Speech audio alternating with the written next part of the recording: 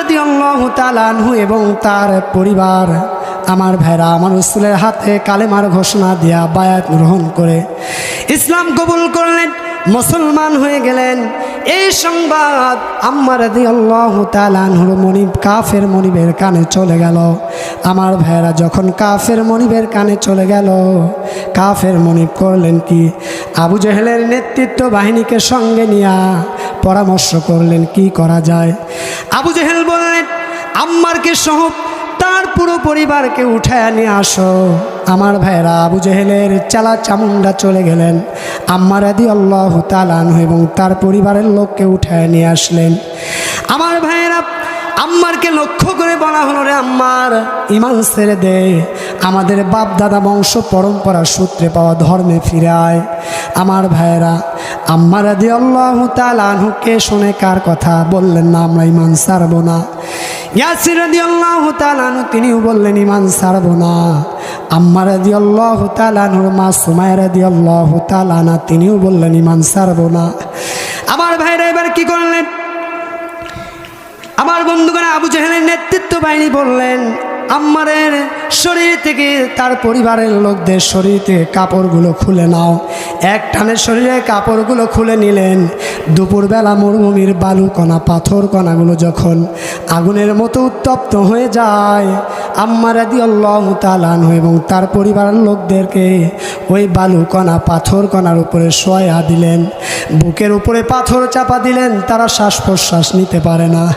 পিঠের চামড়াগুলো গলতে লাগলো, চর্বিগুলো গলতে লাগলো, পাথরগুলো পিঠের মধ্যে ঢুকে যেতে লাগলো। আমার বন্ধুগণ আম্মারকে লক্ষ্য করে বলা হলো, রে আম্মার ঈমান ছেড়ে দে। হে আম্মারের পরিবার, তোরা ঈমান ছেড়ে দে। তারা ঈমান ছাড়লো না। আমার ভাইরা যার কারণে আম্মার রাদিয়াল্লাহু তাআলা আনহুর হাতে পায়ে বাঁধন দেয়া খুঁটির সঙ্গে বেঁধে তার মা সুমাইয়া রাদিয়াল্লাহু তাআলা আনহার হাতে পায়ে বাঁধন দেয়া খুঁটির সঙ্গে বেঁধে আমার বন্ধুগণ আমার ভাইরা এবার তার পিতা ইয়াসির রাদিয়াল্লাহু তাআলা আনহুকে হত্যা করবার জন্য দুইটা পায়ে দুইটা রশি বাঁধলেন। দুইটা উঠের ভিতরে দুইটা উঠের কথা বললে তো সমস্যা আছে।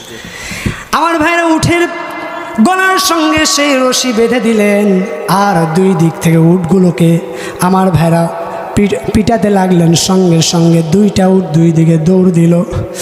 দৌড় দেওয়ার সঙ্গে সঙ্গে আম্মারের পিতা ইয়াসির রাদিয়াল্লাহু তাআলা আনহু দুইটা পা দুইটা রান মুরগির রানের মতো দুই টুকরো হয়ে ফেঙ্কি দিয়ে রক্ত বের হয়ে সঙ্গে সঙ্গে জমিনের উপরে শহীদ হয়ে আল্লাহর জান্নাতের মেহমান হয়ে গেলে।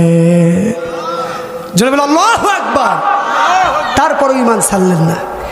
আমার ভাইয়েরা এবার সুমাইয়া রাদিয়াল্লাহু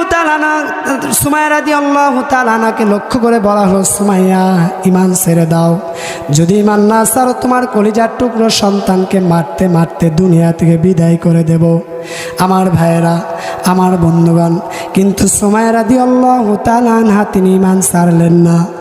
যার কারণে কি হলো, সুমাইয়া রাদিয়াল্লাহু তাআলা আনহার হাতে পায়ে বাঁধন দিয়া আমার ভাইয়েরা তার কলিজার টুকরো সন্তান ইয়াসির রাদিয়াল্লাহু তাআলা আনহুকে করলেন কি, তার সামনে বেদম হারে পিটাতে লাগলেন। পুরো শরীর রক্তাক্ত হয়ে গেল, রক্তে রঞ্জিত হয়ে গেল। আমার ভাইয়েরা আম্মার রাদিয়াল্লাহু তাআলা আনহু তিনি সঙ্গে সঙ্গে সেখানে বেহুশ হয়ে গেলেন। কলিজার টুকরো সন্তানকে যখন সামনাসামনি যখন আমার ভাইরা বেহুশ করা হলো মারতে মারতে, সুমাইয়া রাদিয়াল্লাহু তাআলা আনহা তখন ঈমানদীপ্ত কণ্ঠে কালেমার ঘোষণা দিতে লাগলেন। যখন কালেমার ঘোষণা দিতে লাগলেন আমার বন্ধুগণ, তখন আবু জেহেল এবং তার নেতৃত্ব বাহিনী বললেন, সুমাইয়া কালেমার ঘোষণা বন্ধ করে দাও। যদি কালেমার ঘোষণা বন্ধ না করে দাও, ও সুমাইয়া তোমাকে বস্ত্রহীন করা হবে, উলঙ্গ করে ফেলা হবে। সুমাইয়া বললেন, রে আবু জেহেলের চালা চামুন্ডারা, তোমরা যা কিছু বলো না কেন, আমি সুমাইয়া ঈমান ছাড়বো না।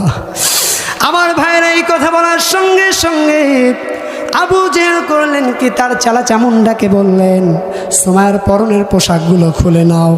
সঙ্গে সঙ্গে আবু জেহেলের চালা চামুন্ডা সুমাইয়ার কাছে চলে গেলেন, সুমাইয়ার হাতে পায়ে ধরে পরনের পোশাকগুলো খুলে ফেললেন, বস্ত্রহীন করে ফেললেন।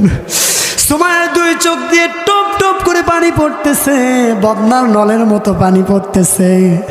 সুমাইয়া রাদিয়াল্লাহু তাআলা আনহা করলেন কি, আরশের দিকে তাকায়া চোখ দুটো বন্ধ করে পানি ফেলে ফেলে আল্লাহর কাছে বলছে, ও আল্লাহ, ইমান নাসরের কারণে আমি সুমাইয়াকে আজকে বস্ত্রহীন করা হয়েছে। আল্লাহ, ও আল্লাহ, তুমি কি দেখো না?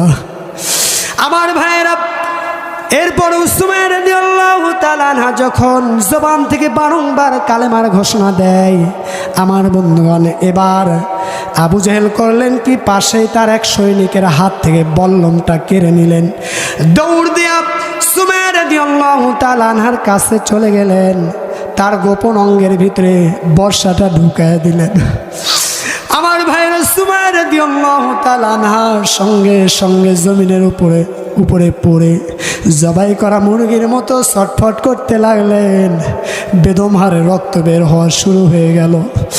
সুমাইয়া রাদিয়াল্লাহু তাআলা আনহাকে আল্লাহকে ডাক দিয়ে বলছে, ও আল্লাহ, তুমি কি দেখো না তোমার বান্দে সুমাইয়া ঈমান না আসার কারণে আজকে সুমাইয়াকে বস্ত্রহীন করা হয়েছে, সুমাইয়ার লজ্জা স্থানের ভিতরে বল্লম ঢুকায়া দেওয়া হয়েছে। আল্লাহ, তুমি কি আমাকে দেখতে আসবা না? আল্লাহ রাব্বুল আলামিন জিবরাইল আলাইহিস সালামকে ডাক দিয়ে বললেন, ও আমার ফেরেশতা জিবরাইল, শোনো, আমার জান্নাতটা সুমাইয়ার চোখের সামনে ধরো। আমি সুমাইয়ার সামনে কেমনে যাব? জান্নাতটা চোখের সামনে ধরে ফেলা হলো।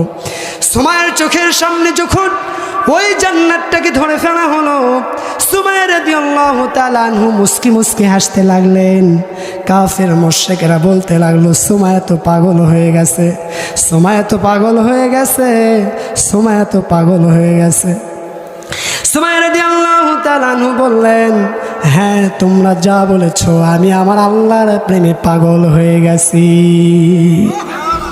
সম্মানিত ভাইয়েরা, কি ঈমানের কঠিন অগ্নি পরীক্ষা তারা দিয়েছে, জীবন দিয়েছে, নিজের সম্ভ্রম ইজ্জত মানুষের সামনে বস্ত্রহীন করে দেখায়া দেওয়া হয়েছে। এরপরেও তারা ঈমান ছাড়ে নেয়। কি মজবুত ঈমানদারের পরিচয় তারা দিয়েছে। ওই রকম ঈমানের কঠিন অগ্নি পরীক্ষা আসলে সেই পরীক্ষা দিতে আমরা রাজি আছি না নাই? কারা কারা আছেন দুহাত তুলে আমার আল্লাহকে দেখান।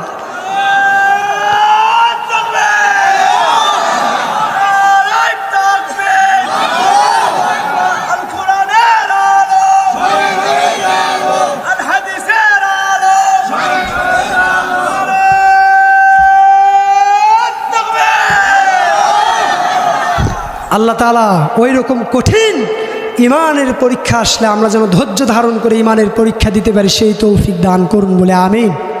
আরো জোরে বলে আল্লাহুম্মা আমিন।